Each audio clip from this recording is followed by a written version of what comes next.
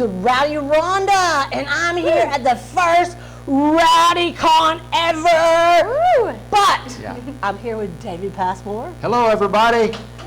Hey, good to see you. We have a live studio audience today. So welcome, everybody. Yeah. But you know what? You're not the most important person here today, or me.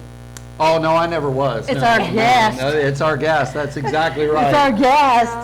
And tell us about our guest here.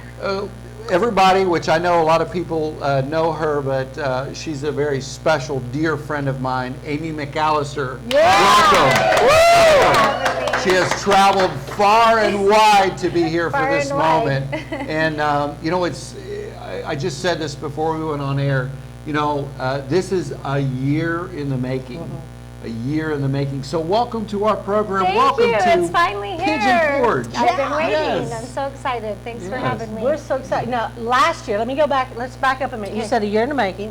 Let's go back to the JMAs last year. You performed on stage. I did. It was a walked out, lifetime. guys. Walked out in this beautiful white dress. Oh, it's like the fog just blows across the stage, and then all of a sudden, this angel voice starts coming out. I'm sitting here fiddling with my camera, because I've been filming and stuff. I was filming with my camera, and I'm like, you know, I don't know you this time. I'm sorry. And I'm like fiddling with my camera, and all of a sudden, I go, what? And it's like, wow. Put down the camera and paid attention. So I just want you to know that. Thank you. Well, God bless you. That was such a wonderful performance. That's sweet of you. It really was. So tell us a little bit about your journey since then. Oh my gosh, since then, that was such an amazing experience. It truly was, because I had written that song, My Angel, 10 years before that. I had started at writing it, and I had produced it and went into the studio a couple different times. And it was just, it's really, truly amazing. The internet is truly amazing, because My Angel touched so many hearts far and wide through the internet. And I would get all these messages from people, and what is of how that song had touched their hearts and how it had brought healing to them. And so what was so amazing to me with the Josie Music Awards, I love how they find people that maybe wouldn't be, I don't know, they just have a way of intuitively finding people. But that was, when they found that song was when it was really starting to really touch hearts. And so to be able to be on the stage at that time, it was just divine timing for me. And it was truly a once-in-a-lifetime experience. I will never forget it. And I'm so excited to support all the artists this year that get to perform this year. But to tell you what has happened in my life since then, it has just opened so many doors. I mean, the connections and the friends and the people and the opportunities is just unbelievable. So I am truly grateful for that experience. Fantastic. Now tell us, I know you're doing like a little tour thing. Can you tell us where people can go to find that so they can keep up with you? Because if she's not coming to your hometown, call your venues, people. Call your venues and say, hey, listen, I want this lady here. I want her here now. So go ahead and tell me. Okay, so you can go to amymcallistermusic.com. And I'm actually going to be in Miramar Beach, Florida on October 19th, and it's for the MC1. They're having a showcase, and it's a showdown. I'm actually going to judge and perform, and we're going to have a showcase that night of the artists with MC1 Nashville are going to perform that night. But it's actually for new artists or any artist who wants to be recognized, and they will actually be signed to the label, the winner. Wow. So I'm excited about that. Yes. And then I will be performing a few Christmas shows, and those dates will be announced on my website as well. And you can also find me on Facebook, Amy McAllister, at Diamond Discovery. That is on Facebook, and then I'm on Twitter sometimes. Not as much as I should be, but Instagram, anywhere on social media you can find me. I will be performing for CRS next year, Country Radio Seminar, and for the CMA Fest, and then I'll have some tour dates to be announced next year. Yeah, all right. Fantastic.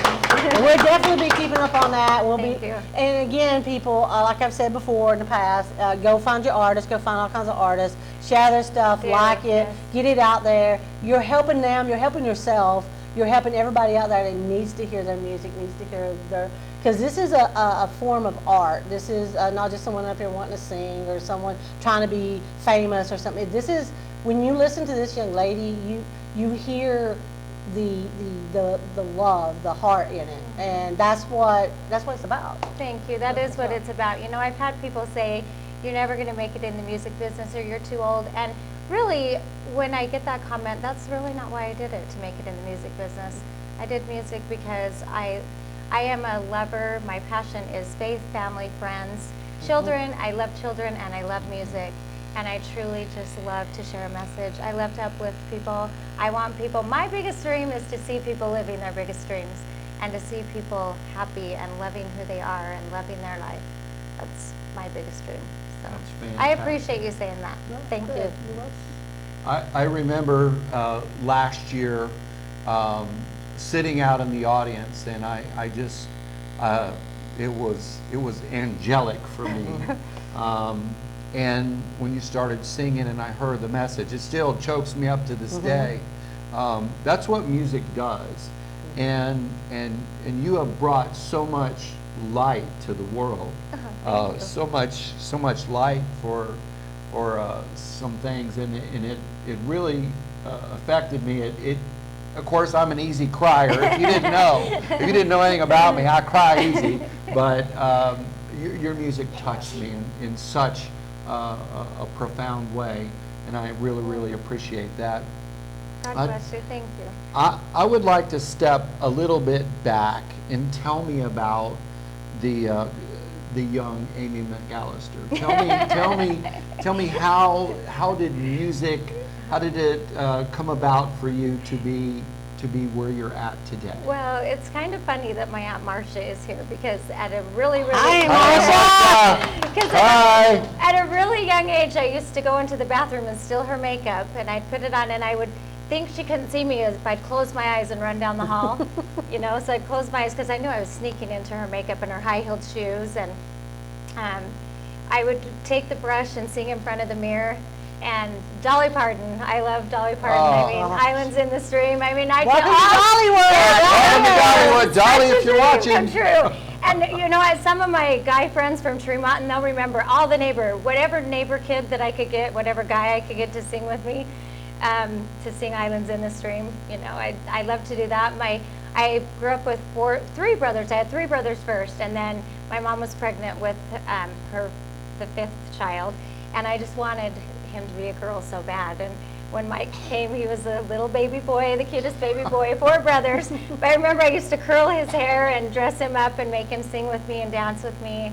I loved to dance to the rhythm of the night on the front lawn. I mean, I loved music. My whole childhood revolved around music. Loved it. I was singing and dancing in the church choir, and always sang in church, and always happy. You know, I know I was born believing in magic. I just was born to always be a believer.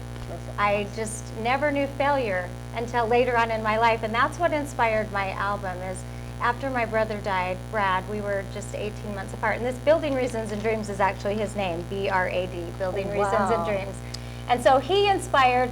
I was so busy. My husband and I got married young, and we had a family, and we got right into owning our own businesses, and I just knew I was doing exactly what I was supposed to do, and I was. But after my brother died, I just had a hard time doing the same old routine. And a lot of people change careers really easy. I didn't. God had to say, wake up, Amy, you're supposed to be on a different path, and you're supposed to be doing something different.